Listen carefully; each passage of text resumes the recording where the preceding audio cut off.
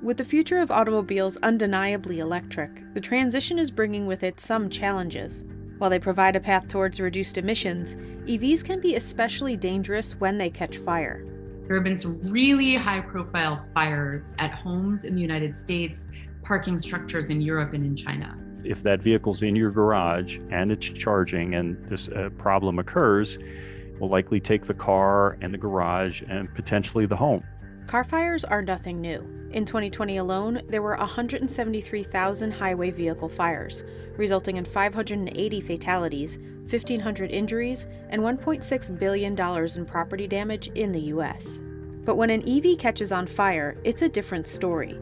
Lithium-ion batteries are extremely volatile and incredibly challenging to put out. These fires burn hotter, they burn longer, they take more water. It burned very hot that it melted the roadway underneath it.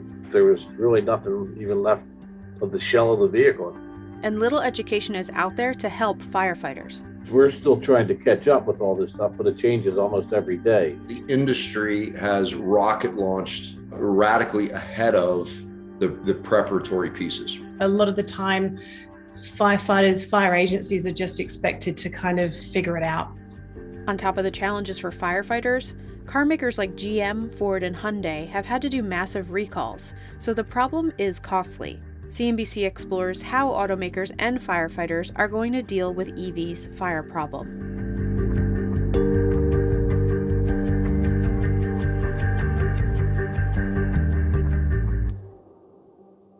Over the years, lithium-ion batteries have seen significant improvements in energy density, and while this has enabled more powerful batteries, it made them more vulnerable. You had to do lots of things to optimize it. One of them was to reduce the space between the two electrodes. But as you get closer and closer to each other, the chances of a short increases. A key ingredient in batteries is liquid organic electrolyte, but it is also one of the most flammable. Liquid electrolyte, like gasoline, is a flammable liquid, and it could get into what's called a thermal runaway situation, where it just started, sort of boiling the liquid, and it results in a fire. Today's batteries are very safe, and for large ones, such as those in EVs, cells are meticulously controlled through a battery management system. It has to maintain the right operating temperature for the battery. Then within that operating temperature range, the other aspect of it is how fast does it charge or discharge. But there are rare instances where defects or damage cause issues. We don't know the exact frequency of failure for lithium-ion cells. We assume it's somewhere between 1 in 10 million and 1 in 40 million. Battery electric vehicle fires can happen due to defects in the actual battery cells or in the pack architecture. The battery pack design matters, and so does the quality of manufacturing. And when they're fully charged, that's when they're the most dangerous. Think of it as a fuel tank. If you have a fuel tank and a standard combustion engine and it's completely full and you develop a fire, you have a lot of fuel load, you're gonna have a long burning fire. It's the exact same concept with batteries. The battery problem is unique to electric vehicles, but non-crash fire risk is not unique to electric vehicles. Car fires are unfortunately nothing new. Internal combustion engine vehicles continue to have issues. Vehicle fires accounted for 16% of the 1.3 million fires reported to U.S. fire departments. Most of these are caused by mechanical or electrical failures and malfunctions. But non-crash fires, those that occur when a vehicle is idle or not in use, are extremely uncommon overall. There's only about one claim for every 10,000 insured vehicles, so it's a pretty rare event. Experts are still trying to determine non-crash EV fire incident rates. The data that we've looked at so far doesn't indicate that there is an outsized risk of non-crash fire for electric-powered vehicles. We need a lot of them, and we need a lot of old ones in order to be able to say anything with confidence. The most famous examples of battery electric vehicle fires have been with the Bolt and various Tesla vehicles. A Model S Plaid burst into flames earlier this week while the owner was driving it. According to the Lower Merion Fire Department in Pennsylvania, copious amounts of water were poured on the vehicle for over 2 hours in order to extinguish the fire and render the scene safe. Chas McGarvey's department responded to the Pennsylvania Tesla fire. We actually had to lay a supply line, a street line, to feed our engines, and we had 2 3/4 going, trying to extinguish this fire. And it doesn't go out right away. It definitely burns a lot hotter and a lot quicker. For most fire departments, they are confronting EV fires for the first time. EV fires require different tactics to effectively fight them. Gas, you put water on top of the engine or the interior plastics. With an electric vehicle, you have the interior plastics, so you put water on top, but you're also looking for water to be able to cool the bottom of the battery. You have to get it under about 260 degrees Fahrenheit. The big problem is the accessibility of the batteries, the cells inside the battery, because they're usually held within a steel case and they form the chassis of the car, which is largely inaccessible. A number of European cities have adopted a strategy of simply dunking the car in water. These battery pack chemical fires can emit dangerous smoke and gases. It releases two contents in the smoke that we have to be aware of. One is flammable. The other is toxic. Of the incidents we researched, just under 90%, the gases that were venting from the traction battery ignited. And in about 10% of cases, the vapors coming from the traction battery actually exploded. And the battery packs can reignite up to several days later. All it takes is for a little bit of metal in that battery to short circuit. In some instances, the fires have spread to other vehicles.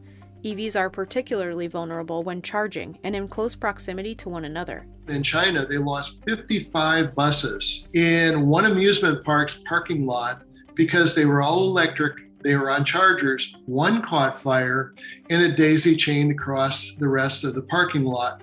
One of the biggest issues is educating firefighters. Not all the manufacturers have up-to-date and current quick reference guides for their vehicles. The guides are very good at being kind of an all-inclusive representation of the vehicle. The challenges occur when things happen to the vehicle that are outside of the design specifications. Training for firefighters is limited and not widely accessible. The educational campaigns for the fire service, the resource capabilities for the fire service, and then the funding for the education and the resource capabilities, none of that's intact yet. And with an ever-changing environment, it is hard to keep up with the latest EVs and technologies. There is not really stringent federal regulatory components in place right now regarding the batteries placed in EVs. Every single vehicle is different, even within a manufacturer. We've got this whole kind of supply chain of people that, are potentially at risk until that vehicle is broken up and scrapped. Whether you are a legacy automaker getting into battery electrics, or you're a startup making battery electric vehicles and new types of them, it's going to be expensive. Automakers are already struggling with scaling EV production. Potential recalls could pose major issues. In August 2021, GM recalled its Bolt electric vehicle, the result of issues with battery maker LG Chem's pouch cells. They did a recall of 61,000 Chevy Bolts. They have now expanded that recall to fix two potential defects in the battery packs. Those potential defects will impact 73,000 additional vehicles. The additional cost of this recall, $1 billion. GM recalled all of them. They didn't want to take the risk that any driver could experience a battery fire. However, this problem is by no means limited to the Bolt. BMW, Ford, Hyundai, Mitsubishi, and of course Tesla, they have all issued fire-related recalls. Within the last year, General Motors, Hyundai, and Ford have recalled around 132,500 electric vehicles, costing a combined $2.2 billion. Tesla has tried to minimize battery-related recalls, instead pushing software updates. However, this led to a lawsuit for throttling the range and charging capacity of some batteries. In the United States, that settled out, and they got sued for that also in Norway. Automakers are starting to explore different battery chemistries and approaches that could reduce fire risk and improve the life of these batteries. Tesla recently announced it is switching more of its vehicles to LFP batteries, lithium iron phosphate. They are generally believed to be a lot safer in terms of abuse resulting in thermal runaway. It does not go to as high of a voltage, so it tends not to have as high of an energy density as the other batteries. But at the same point, because it doesn't go to as high of a voltage, it's less likely to have that safety issue. On the other hand, we know of battery energy storage systems, two at least, that involved LFP batteries that in fact exploded. Researchers are working on technologies that could reduce or completely eliminate the fire hazard. My group, we invent a water in salt electrolysis, and you can make the battery a little bit more safe, but they sacrifice energy density. There's also a lot of hope around new solid-state battery development, but those are unproven technologies so far. Every automotive company who's doing electric vehicles has a play in the solid-state battery, and they either are developing them themselves or they're investing in companies that are making solid-state batteries. That issue we had with safety of flammable liquid is completely removed, but also at the same time results in batteries which can have much higher energy density and also can have much longer cycle life.